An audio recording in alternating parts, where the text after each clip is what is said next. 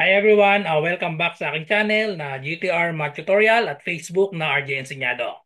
So for today's video, we will discuss another 10 items for civil service exam, numerical reasoning. So this is part 3, okay? So before we start, so kung gusto niyo ng mas marami pang reviewer, para dire-diretso yung pagre-review nyo, punta po kayo sa aking channel sa YouTube, GTR Math Tutorial. Okay? So ito yung home natin, GTR Math Tutorial. Yan sa home, ibaba nyo lang po, makikita nyo dyan sa multiple playlist. Ito yung aking playlist, word problem set. So i-click natin itong view full playlist. Napakarami pong lalabas dyan na reviewer. Mga set po ito, word problem set, napakarami po niyan. Meron na tayong 81 videos dyan. Bawat video ay may mga 10 items, 10 or more. Meron ding mga 5, yan, may 10, may 15, may 25. So napakarami po niyan para dire-diretso po ang panonood nyo at pagre-review. Okay? So pag sinagutan nyo po lahat yan, ay siguradong ready na po kayo. So ayan, napakadami na po niyan. Okay, so start na po tayo. 10 items ito. So number 1, 1/8 is what percent of 2/3?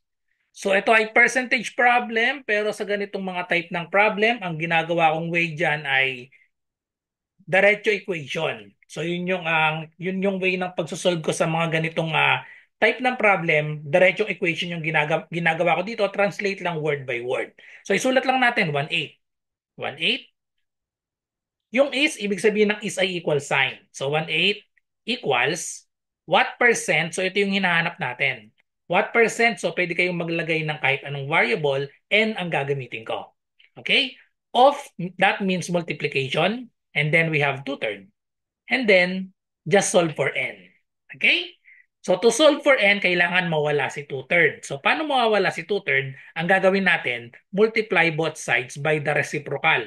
Reciprocal of 2/3. So reciprocal of 2/3 is 3/2. Okay? So multiply both sides by 3/2. So para makancel yung 3, cancel din yung 2. So ang natira na lang ay n na lang. So ito, simplify lang natin ito. Multiply the numerator, 3 times 1 is 3. And then multiply the denominator, 2 times 8, that is 16. So therefore, the answer is letter C, 3/16. Okay? So next number 2. The numerator of a fraction is 3 less than the denominator.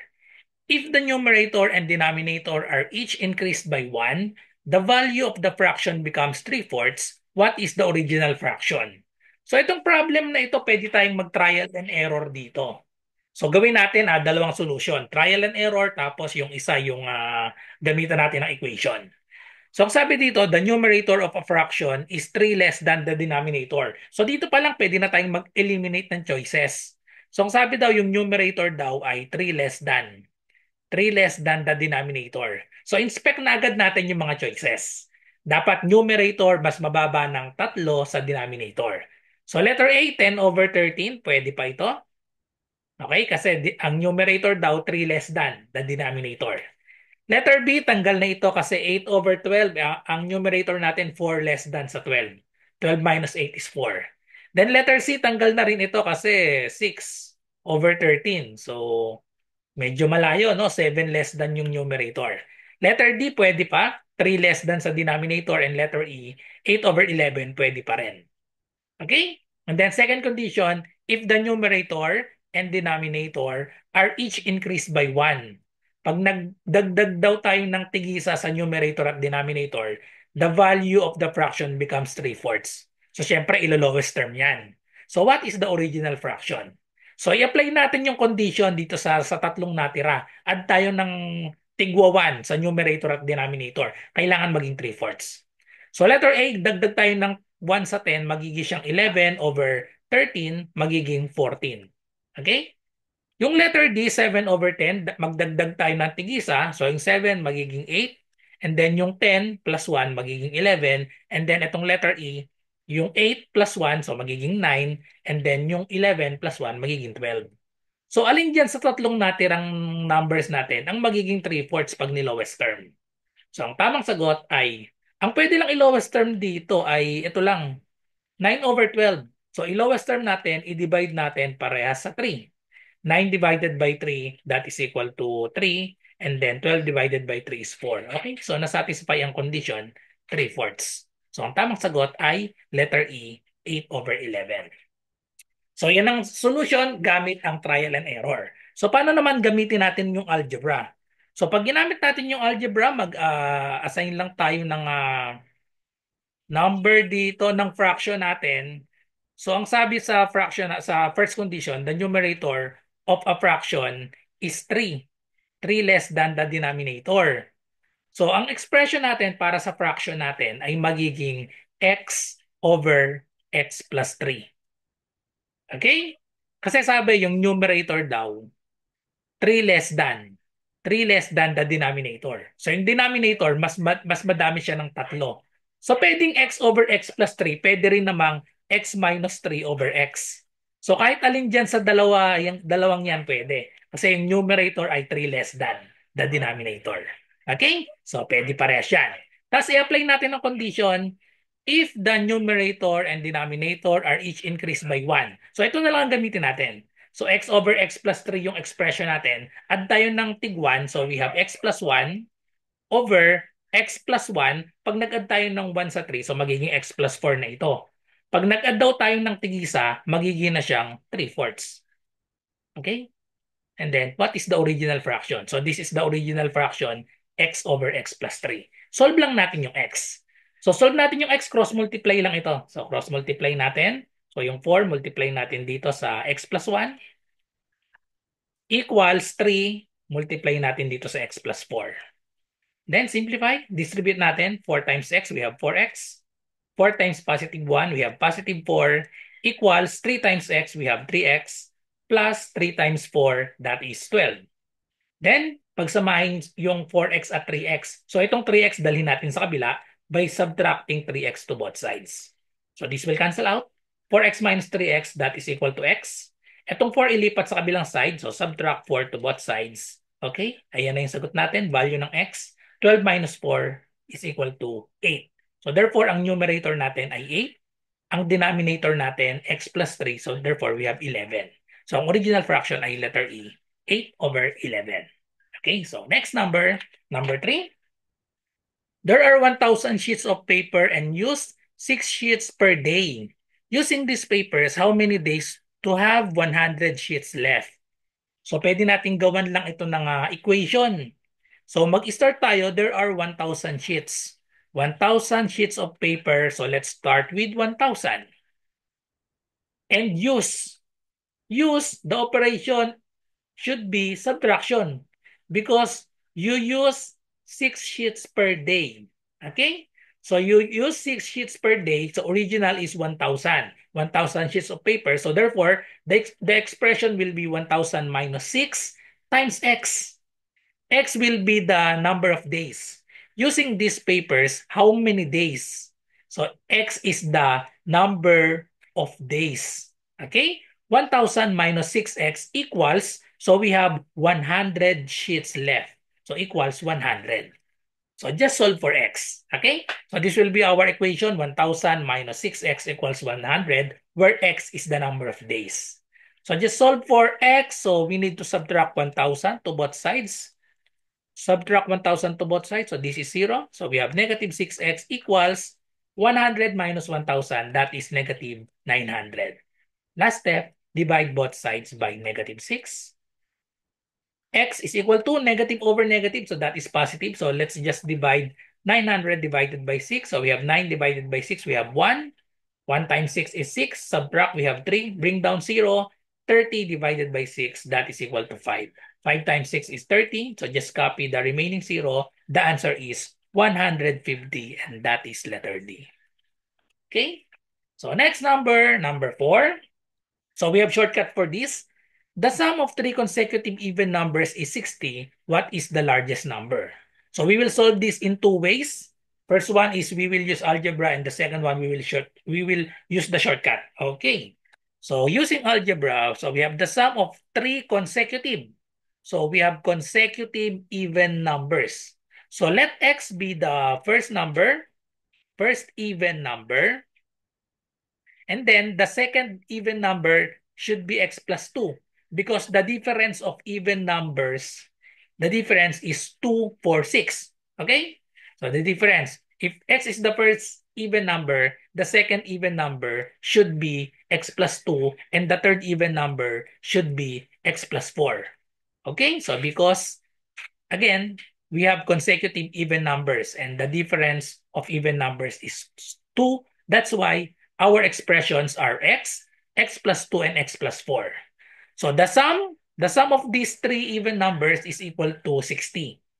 So just add these three numbers that is equal to 16. So therefore, our equation is x plus 2 plus the third, we have x plus 4, that is equal to 60. So we are looking for the largest number.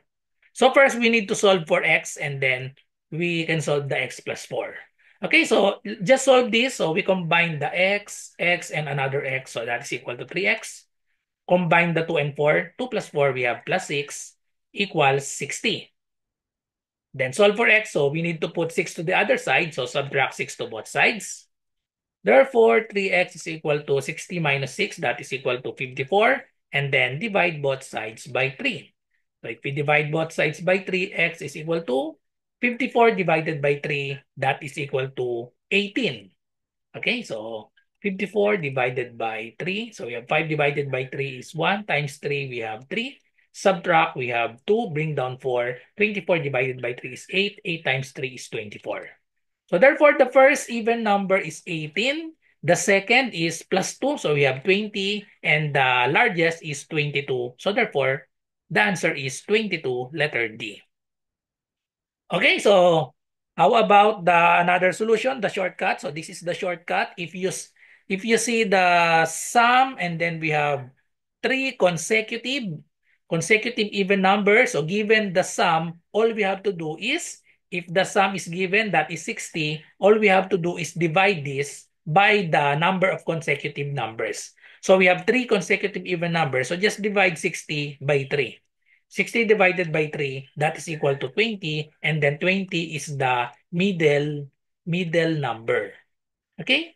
So therefore, the answer, so this is the shortcut, just divide by the number of consecutive numbers, divide the sum. So 60 divided by 3 is 20. This is the middle. So therefore, the other numbers are 18 and 22. So we are looking for the largest number. So therefore, the answer is 22. This is the largest. Okay. So that is the shortcut. If the sum of the consecutive numbers is given. Okay, so another example, number 5. Simplify 4 times quantity 3 minus y minus 2 times quantity y minus 6.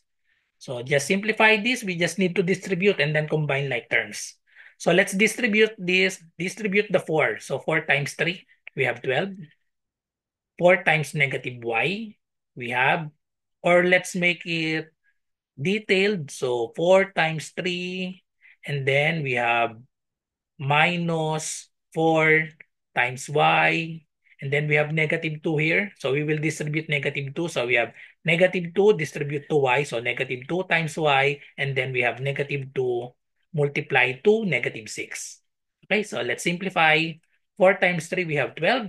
So this just copy this, remove the parentheses. So we have negative 4y. Same to this. So we have negative 2y. And then we have negative times negative, that is positive. And then 2 times 6, we have 12.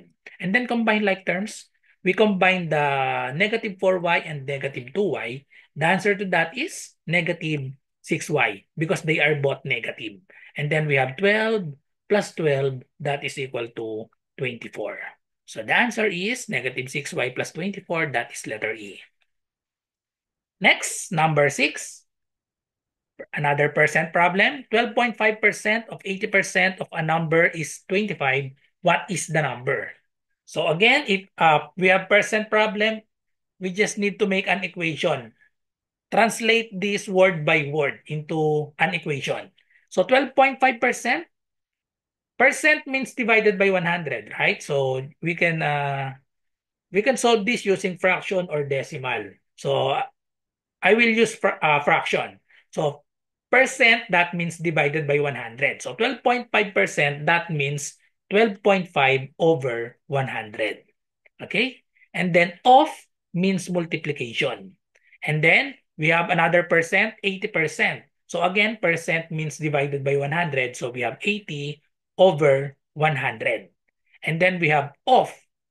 Of is another multiplication of a number. We don't know the number, so I will just put letter n or any variable. And then we have is, that means equal sign 25. The question is what is the number? Just solve for n. Okay, so we just need to simplify this. 80 over 100, we can cancel the 10 for the numerator and denominator. And then 8 over 10, we can reduce this to lowest term. We can divide both by 2. So 8 divided by 2, we have 4. 10 divided by 2, we have 5. Okay? And then we can multiply this.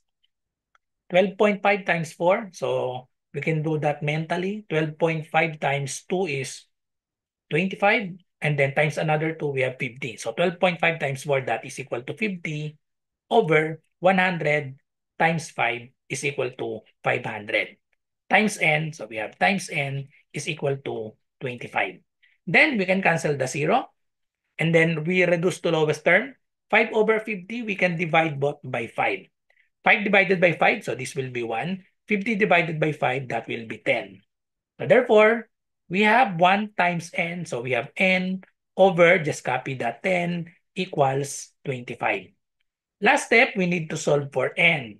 So to solve for n, we need to eliminate this 10 by multiplying both sides by the reciprocal of 10. 1 over 10, we have multiply both sides by 10. So that we can cancel 10 and the denominator 10. Final answer, n is equal to 25 times 10. That is equal to 250, which is letter C. Okay, same answer if you will use decimal. Okay. Number 7. How many prime factors in the number 5,400? Okay, so we are looking for the prime factors. Prime factors. So let's use factor 3. 5,400. This is, let's break this into 54 times 100. Okay? And then 54, let's factor 154. So 54, this is divisible by 3. 3 times 18. Okay? Or we can use 9 times 6. 9 times 6, that is 54. For 100, that is equal to 50. 50 times 2 or 25 times 4. Okay, so let's choose 25 times 4. Okay? And then we have 9. Let's factor 9. So we have 3 times 3. And then for 6, that is 3 times 2. 25, that is equal to 5 times 5. And then 4 is 2 times 2. So therefore, our prime factors, we have 3 2's. So we have 2 cubed times, we have 3 3's. So we have 2 cubed times 3 cubed. And then times, we have 2 5. So we have 5 square. So the prime factors are 2, 3, and 5. So we have 3 prime factors. The answer is letter B, 3. Okay. So next, number 8. If 3/4 of a number is 36, what is 1/3 of a number?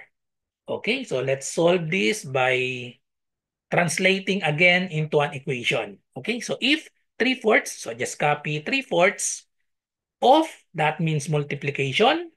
A number, we do not know the number, so I will use n.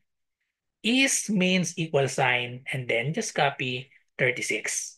And then the question is, what is 1/3 of a number? 1/3 of the number, okay? So first, we solve the number, that is letter n, solve the value of n, and then after finding the value of n, we get the 1/3 of that number. Okay, so to solve for n, we need to eliminate 3/4. So to do that, we will just multiply both sides of the equation by the reciprocal. Reciprocal of 3/4 is 4 over 3. So multiply both sides by 4 over 3. We can cancel the 4 and then we can cancel the 3. So what's left is n equals, so let's divide first 36 divided by 3, that is 12. And then we multiply this, 12 times 4, that is equal to 48. Now, what is the 1/3 of that number? So 1/3 of 48 is equal to, so just divide 48 divided by 3, that is equal to 16. So the correct answer is letter C, 16. Okay, so next number 9. Number 9, what is the sum of all odd numbers from 0 to 100? Okay, so we have shortcut for this. What is the sum? Sum of all odd numbers. Odd numbers from 0 to 100. So that means we will add numbers. So we start with 1. So we just getting the sum of 1 plus 3 plus 5 plus 7 plus up to 0 to 100. So the largest is 99. So we have plus 97 plus 99. Okay? So what is the sum of all odd numbers from 0 to 100? So we have shortcut for this. So if we are looking for the sum of all odd numbers from 0 to 100, we just need to divide this 100 divided by 2. 100 divided by 2, and then we square that. So 100 divided by 2 is 50, and then 50 squared, that is equal to 50 times 50, and that is equal to 2,500 or 2,500. So the correct answer is letter D. Okay? So that is the shortcut. If we are finding the sum of all odd numbers, if it start with 1, the formula is just divide this number, the 100, divide by 2 and square it. So the answer will be the sum of all the odd numbers from 1 up to 99.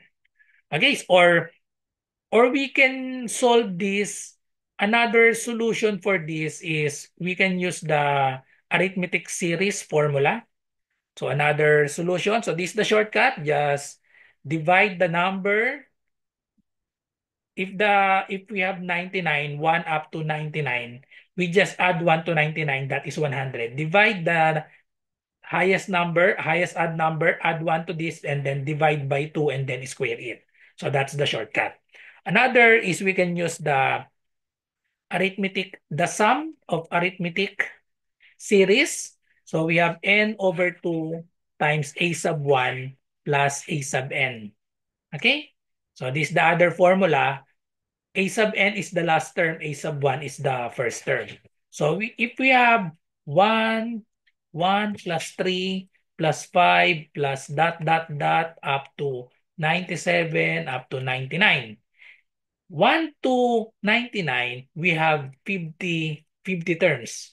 Okay? Because we have even numbers. From 0 to 100, we have 50 odd numbers and 50 even numbers. Okay? So we have 50 terms. So n is 50. So therefore, we have 50 divided by 2 times the a sub 1 is the first term. That is 1.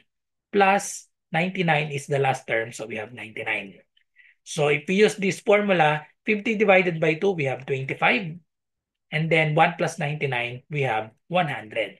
So we will get the same answer. 25 times 100 is 2,500 or 2,500, letter D. Same answer.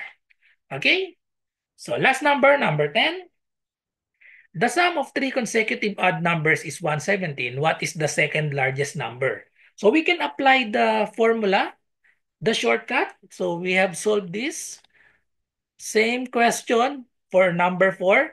The sum is given. So if the sum is given, all we have to do, so the sum of 3 consecutive odd numbers is 117. If the sum of consecutive numbers is given, all we have to do is divide by the number of consecutive. The number of consecutive odd numbers, so we have 3.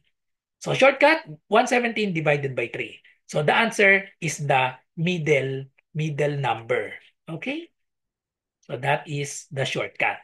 117 divided by 3. So just do it manually. 11 divided by 3, we have 3. 3 times 3 is 9. Subtract, we have 2.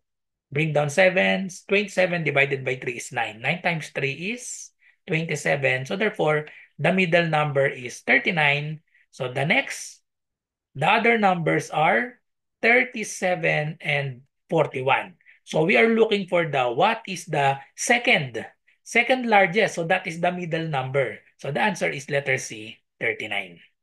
Okay? Or if you forgot this shortcut, we can form an equation for this. So let x be the first odd number, x plus 2, the second odd number,